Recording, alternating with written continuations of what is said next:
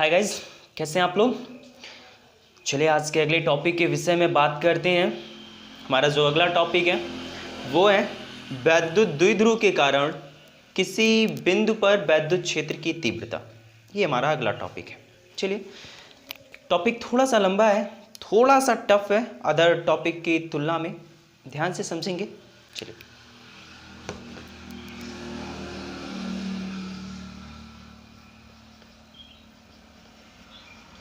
वैद्युत द्विध्रुव के कारण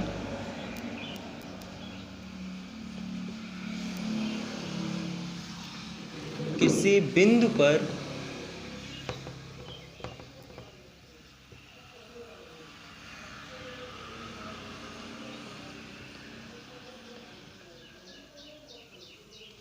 वैद्युत क्षेत्र की तीव्रता। ये हमारा अगला टॉपिक, वैद्युत द्विध्रुव के कारण किसी अन्य बिंदु पर वैद्युत क्षेत्र की तीव्रता कैसे निकालते हैं। वैद्युत द्विध्रुव क्या है, पिछले वीडियो में हमने आपको बताया। इसकी कुल दो स्थितियां होती हैं। पहली जो स्थिति है, मोस्ट इंपॉर्टेंट स्थिति, बहुत महत्वपूर्ण स्थिति, जिसका नाम है अक्षीय स्थिति।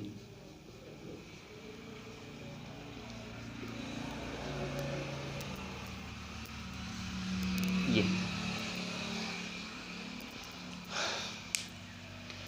वैद्युत द्विध्रुव के कारण किसी अन्य बिंदु पर वैद्युत क्षेत्र की तीव्रता निकालनी है हमको। ये हमारा टॉपिक। इससे पहले भी हमने एक इसी को रिलेट करता हुआ टॉपिक पढ़ा था, जिस टॉपिक का नाम था किसी एक बिंदु आवेश के कारण किसी अन्य बिंदु पर वैद्युत क्षेत्र की तीव्रता। एग्जैक्ट, बस यहां वैद्युत द्विध्रुव आ गया इस बार। वहां एक सिंगल अकेला आवेश था, और आप जानते हैं कि वैद्युत द्विध्रुव में कभी अकेला आवेश नहीं होता है।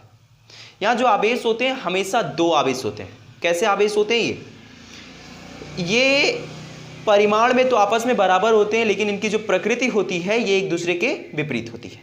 बात समझ में। तो वैद्युत द्विध्रुव में दो आवेश होते हैं, उन्हीं दोनों आवेशों का एक साथ किसी अदर बिंदु पर वैद्युत क्षेत्र की तीव्रता क्या होती है, इसी चीज को निकालना हमको। तो ये निकालने की जो स्थितियां बनती है, इसमें दो स्थितियां बनती है, जिनमें से पहली स्थिति को हम लोग कहते हैं अक्षीय स्थिति। पहले फिगर देखते हैं इसका।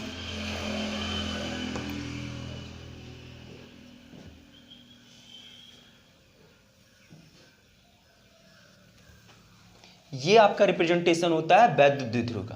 तो ये हो गया वैद्युत द्विध्रुव ए और बी।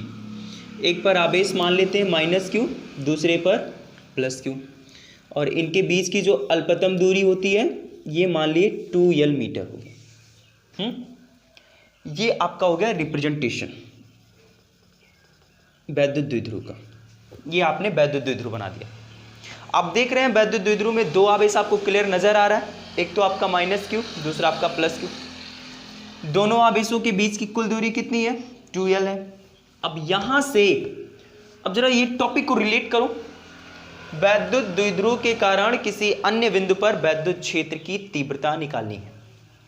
ये अब जो ये डबल लाइन देख रहे हैं ये वैद्युत द्विध्रुव की अक्ष कहलाती है, और इसकी जो पहली स्थिति, पहली कंडीशन को पढ़ रहे हैं, पहले कंडीशन का नाम है अक्षीय स्थिति। इसका मतलब यह है अक्ष के अनुदिश वह बिंदु हो जिस पर हमको वैद्युत क्षेत्र की तीव्रता निकालनी हो। तो हम क्या करते हैं, हम वैद्युत द्विध्रुव की अक्ष के मध्य बिंदु O से, ये हो गया मध्य बिंदु O, यहां से स्मॉल r मीटर की दूरी पर एक अदर बिंदु P ले लेते हैं, जिस पर हमें वैद्युत क्षेत्र की तीव्रता निकालनी होती है। बात समझ में। अब इस बिंदु P पर हमें वैद्युत क्षेत्र की तीव्रता निकालनी है। किसी भी बिंदु आवेश के कारण, किसी आवेशित वस्तु के कारण, किसी आवेशित कण के कारण अगर आपको कहीं भी वैद्युत क्षेत्र की तीव्रता निकालनी है, उसके लिए एक कॉन्सेप्ट होता है। कॉन्सेप्ट ये है कि जिस बिंदु पर आपको वैद्युत क्षेत्र की तीव्रता निकालनी है, पहले आप उस बिंदु पर कोई आवेश रख दो, फिर दोनों आवेशों के मध्य लगने वाला बल निकाल दो, और अब जब आप बल निकाल देंगे तो वैद्युत क्षेत्र की तीव्रता का फॉर्मूला अप्लाई कर दीजिए। वहां बल और रखे गए आवेश का परिमाण का आपस में भाग कर दीजिए, अनुपात निकाल दीजिए, वो उस बिंदु पर वैद्युत क्षेत्र की तीव्रता दे देगा। बात समझ में। तो यहां हम बात करते हैं कि एक तो ये आवेश है, दूसरा ये आवेश है, दो अलग अलग आवेश हैं। तो सीधी सी बात है कि दो अलग अलग आवेश हैं, तो सीधी सी बात है इनके कारण जो वैद्युत क्षेत्र की तीव्रताएं होती हैं ये भी अलग अलग होंगी। हमने इसके पहले के टॉपिक में वैद्युत क्षेत्र की तीव्रता का, जो कि एक बिंदु आवेश के कारण किसी अन्य बिंदु पर वैद्युत क्षेत्र की तीव्रता होती है, उसका व्यंजक निकाला था। व्यंजक क्या मिला था हमको? E is equal to 1/4 pi epsilon naught K into Q by R का स्क्वायर। इसका मतलब ये है कि किसी भी बिंदु आवेश के कारण यदि आप वैद्युत क्षेत्र की तीव्रता निकालते हैं तो वैद्युत क्षेत्र की तीव्रता आवेश पर निर्भर करता है तथा बीच की दूरी पर निर्भर करता है। बात समझ में? तो हम यहां बात करते हैं, पहले स्टेटमेंट सुनते हैं। वैद्युत द्विध्रुव के कारण किसी अन्य बिंदु पर वैद्युत क्षेत्र की तीव्रता, और कंडीशन क्या है? अच्छी स्थिति। चलो, मान लिया एक वैद्युत द्विध्रुव AB है, ठीक है। माना एक वैद्युत द्विध्रुव AB किसी ऐसे माध्यम में स्थित है जिस माध्यम का परावैद्युतांक कैपिटल K है। माना वैद्युत द्विध्रुव पर आवेश क्रमशः -Q तथा +Q है तथा इनके बीच की दूरी 2L है। माना वैद्युत द्विध्रुव की अक्ष, ये जो डबल लाइन देख रहे हो, ये वैद्युत द्विध्रुव की अक्ष होती है। वैद्युत द्विध्रुव की अक्ष के मध्य बिंदु O से स्मॉल r मीटर की दूरी पर एक अन्य बिंदु P है जिस पर हमको वैद्युत क्षेत्र की तीव्रता निकालनी है। ये इसका स्टेटमेंट हो गया। डेरिवेट करने से पहले आपको जो डेरिवेशन से संबंधित थोड़ी बहुत लैंग्वेज लिखनी होती है, ये इसका स्टेटमेंट हो गया, लैंग्वेज हो गया। एक बार पुनः देखते हैं। माना एक वैद्युत द्विध्रुव AB किसी ऐसे माध्यम में स्थित है जिसका परावैद्युतांक कैपिटल K है। वैद्युत द्विध्रुव पर आवेश क्रमशः -Q तथा +Q है। इनके बीच की जो अल्पतम दूरी है जिसे हमने 2L से लिखा है। वैद्युत द्विध्रुव की अक्ष के मध्य बिंदु O से स्मॉल r मीटर की दूरी पर एक अन्य बिंदु P है जिस पर हमें वैद्युत क्षेत्र की तीव्रता निकालनी है। अब वैद्युत क्षेत्र की तीव्रता निकालनी है। कंडीशन ये है कि यहाँ दो आवेश है। इसके पहले जो हमने डेरिवेट किया था वहाँ एक सिंगल आवेश था। मैटर क्या बताया था मैंने? कि जिस बिंदु पर आपको वैद्युत क्षेत्र की तीव्रता निकालनी है वहाँ एक आप धन परीक्षण आवेश मान लो, फिर दोनों के मध्य लगने वाला बल निकाल दो, बल और धन परीक्षण आवेश का परिमाण का अनुपात निकाल दो, उसी बिंदु पर वही तो वैद्युत क्षेत्र की तीव्रता होती है। तो भाई एक आवेशी दूसरा आवेशी, हम ये चीज पहले कर चुके हैं तो यहां करेंगे नहीं डेरिवेट, हम उसको मान लेते हैं कि धन आवेश के कारण बिंदु P पर जो वैद्युत क्षेत्र की तीव्रता उत्पन्न हो रही है वो E1 है। कितनी है? E1 है। मान लिया +Q आवेश के कारण बिंदु P पर उत्पन्न वैद्युत क्षेत्र की तीव्रता कितनी है? E1 है, कैपिटल E1। दूसरा वाला आवेश -Q के कारण बिंदु P पर उत्पन्न वैद्युत क्षेत्र की जो तीव्रता है वो मान लेते हैं हम लोग E2। ये हमने मान लिया। अब इसके पहले के वीडियो में हमने आपको वैद्युत क्षेत्र की तीव्रता का डायरेक्शन बताया था। वहां मैंने बताया था कि धन आवेश के कारण अगर किसी अन्य बिंदु पर वैद्युत क्षेत्र की तीव्रता निकाली जा रही है तो उस बिंदु को आवेश से मिलाती हुई रेखा के अनुदिश आवेश से दूर की ओर का जो डायरेक्शन होगा वो डायरेक्शन उस बिंदु पर उत्पन्न वैद्युत क्षेत्र की तीव्रता का होगा। इसका मतलब ये है कि पॉजिटिव आवेश के कारण जब हम बिंदु P पर वैद्युत क्षेत्र की तीव्रता निकाले हैं E1, इसका डायरेक्शन कैसा होगा? आवेश से दूर की ओर। जरा इस एरो को देखो, आवेश से दूर की ओर जा रहा है कि नहीं जा रहा? माइनस आवेश के कारण किसी बिंदु पर जो वैद्युत क्षेत्र की तीव्रता होती है वो आवेश की ओर होती है। -Q के कारण बिंदु P पर वैद्युत क्षेत्र की तीव्रता कितनी मानी गई थी? E2 मानी गई थी। जरा E2 का डायरेक्शन देखो, इस बिंदु को इस आवेश से मिलाती हुई रेखा के अनुदिश आवेश की ओर है कि नहीं है? तो ये इनका डायरेक्शन है। बात समझ में? अब हम डेरिवेट करते हैं। डेरिवेट करने के लिए अब सबसे पहला बात तो ये है कि आप इस पॉजिटिव आवेश के कारण बिंदु P पर अपने जो वैद्युत क्षेत्र की तीव्रता मानी है कितनी मान रखी है? E1। अब इससे पहले निकालो, चलिए निकालते हैं। +Q के कारण उत्पन्न वैद्युत क्षेत्र की तीव्रता, इसके कारण उत्पन्न वैद्युत क्षेत्र की तीव्रता कितनी मान रखे हो? E1। अच्छा, अब थोड़े से बात करते हैं जरा सा। हमने अभी बताया कि वैद्युत क्षेत्र की तीव्रता जो होती है दूरी पर निर्भर करती है, तो सबसे पहले हम दूरी को यहाँ निकाल लेते हैं। +Q आवेश के कारण बिंदु P पर वैद्युत क्षेत्र की तीव्रता निकालनी है, तो इस आवेश से इस बिंदु के बीच की दूरी चाहिए हमें। इस आवेश से इस बिंदु के बीच की दूरी यानी B से P के बीच की दूरी निकाल लेते हैं। पहले हम BP बराबर जरा देखो बी से पी ये दूरी निकालनी है, बी से पी के बीच की दूरी निकाल लेते हैं। यहाँ जरा देखिए ए से बी के बीच की कुल दूरी कितनी है, 2l है, और अगर हम ओ बी निकालेंगे तो ये यल नहीं होगा, ये यल नहीं होगा। भाई पूरी दूरी 2l है और ये इसका मध्य बिंदु है, तो ए से ओ आधी दूरी होगी ना, तो 2l का आधा कितना, यल, यानी अगर ये यल है तो ये भी यल होगा। अब अच्छा जरा देखो B से P के बीच की दूरी चाहिए, तो B से P के बीच की दूरी को क्या हम OP माइनस OB नहीं लिख सकते हैं? कितनी चाहिए थी हमें, BP चाहिए थी, तो हमने इसको क्या कहा, OP माइनस OB लिख दो। भाई OP यहाँ तक है और इसमें से आप इतना घटाएंगे तो BP तो बचेगा, तो ये हो गया BP की वैल्यू। अब जरा देखिए OP का मान कितना है, O से P के बीच की दूरी कितनी है, R है, R रख दीजिए, माइनस O से B के बीच की दूरी कितनी है, L है, L रख दो, ये निकल गया BP। इसी प्रकार आप जरा दूसरा वाला आवेश किस बिंदु पर है, A, तो A से P के बीच की दूरी निकाल लो, तो AP निकाली, AP is equal to A से P को आपको ये लिख दो AO प्लस OP, A से P को हमने कहा AO प्लस OP लिख दीजिए। चलिए अगर आप ऐसा करते हैं तो जरा देखिए मान क्या मिलता है, AP बराबर A से O के बीच की दूरी कितनी, L प्लस O से P की R, तो ये हो गया L प्लस R।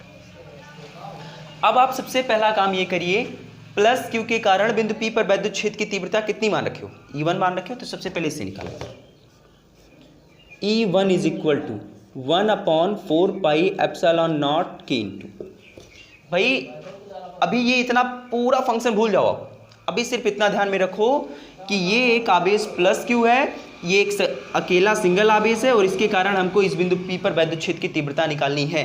तो इसके लिए जो हमको फॉर्मूला मिला था वो क्या मिला था, E बराबर 1/4πε0 k into Q by R का स्क्वायर, यही तो मिला था। अब यहाँ से आवेश कितना, ये तो कांस्टेंट मान होता है, आवेश यहाँ कितना है Q, यहाँ आवेश प्लस Q है, तो आप यहाँ Q के स्थान पे Q। इस चैप्टर में आवेश का सिंबल नहीं रखा जाता, केवल उसका परिमाण रखा जाता है, बीच की दूरी बटे ये आर स्क्वायर, दूरी किस आवेश के कारण निकाल रहे हैं, प्लस के कारण, किस बिंदु पर निकाल रहे हैं, P से, तो B से P के बीच की दूरी चाहिए, तो ये हो जाएगा BP का स्क्वायर।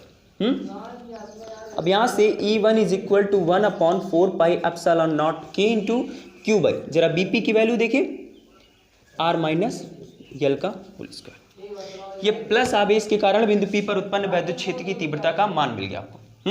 अब जरा इसका डायरेक्शन देखते हैं, D से P की ओर यानी आवेश से दूर की ओर, तो इसको लिखेंगे BP की दिशा में, BP की दिशा में। अब माइनस क्यू के कारण बिंदु P पर निकालेंगे, तो माइनस क्यू के कारण बिंदु P पर जो वैद्युत क्षेत्र की तीव्रता मान रखे हैं ये E2 मान रखे हैं ना, तो ये निकाल लेते हैं, E2 is equal to 1/4πε0 k into, इसी फॉर्मूले के बेस पे रखेंगे, Q के स्थान पे माइनस Q, लेकिन सिंबल नहीं रखा जाएगा, तो यहाँ हो जाएगा केवल Q।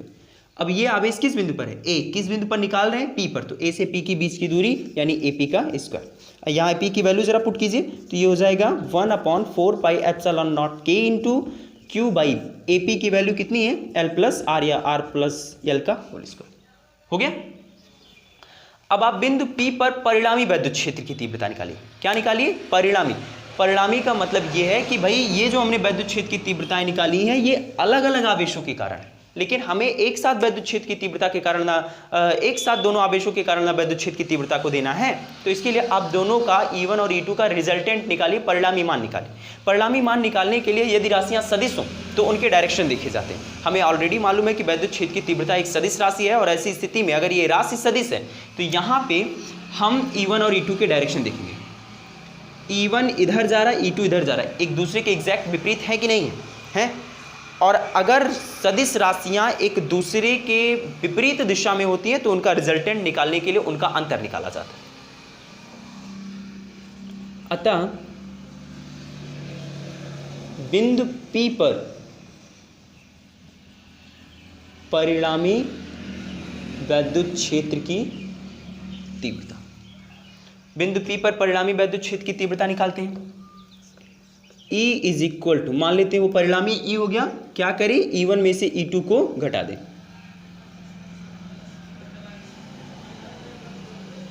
E1 minus E2, E1 का मान कितना है 1/4πε0 k into Q by R minus L का होल स्क्वायर, बीच में माइनस का सिंबल माइनस लगाए। E2 की वैल्यू पुट कीजिए 1/4πε0 k into Q by R plus L का होल स्क्वायर। हो गया।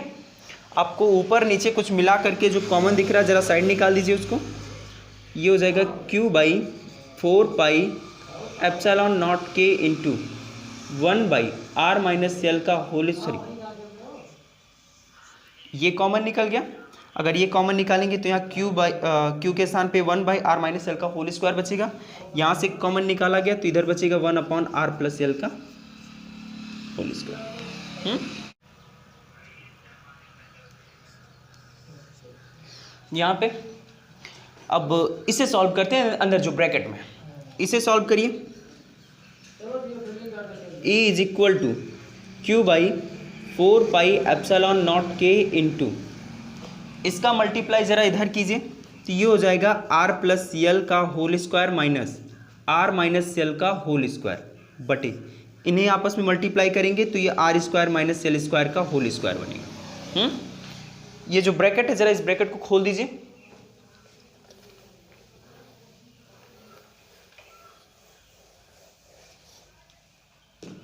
यहाँ जो ब्रैकेट है जरा इस ब्रैकेट को खोलिए तो ये हो जाएगा E is equal to Q by 4πε0 k into, ये हो जाएगा आपका r का स्क्वायर प्लस यल का स्क्वायर प्लस 2rl, बीच में माइनस का सिंबल है, माइनस को ध्यान में रखते हुए ब्रैकेट को खोलिए। ये हो जाएगा r का स्क्वायर प्लस माइनस यल का स्क्वायर प्लस 2rl बटे, ये हो जाएगा नीचे r का स्क्वायर माइनस यल स्क्वायर का होल स्क्वायर। यहाँ ज़रा देखिए यल स्क्वायर आर स्क्वायर यहाँ से ये कैंसिल हो जाएगा, ऊपर 2rl मिलकर के 4rl हो जाएगा।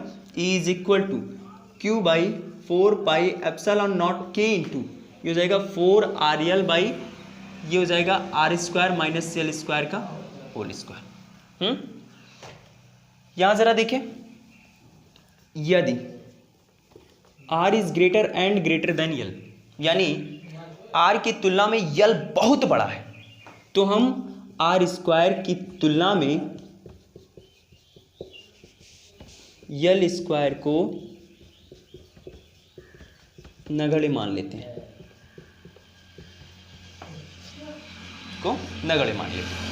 और जब हम यल स्क्वायर को नेगलेक्ट करेंगे तो यहाँ से यल स्क्वायर को नेगलेक्ट करने का मतलब ये जीरो हो गया, तो ये हो जाएगा E is equal to Q by 4πε0 k into 4rl बटे, ये यल स्क्वायर के स्थान पे जीरो तो वो ख़त्म हो गया, r स्क्वायर का स्क्वायर करेंगे r के पावर 4, एक r से r कैंसिल हो जाएगा। यहाँ से E is equal to Q by 4πε0 k into 2 into ये 4 को 2l बाई r क्यू, ऐसे कर दीजिए।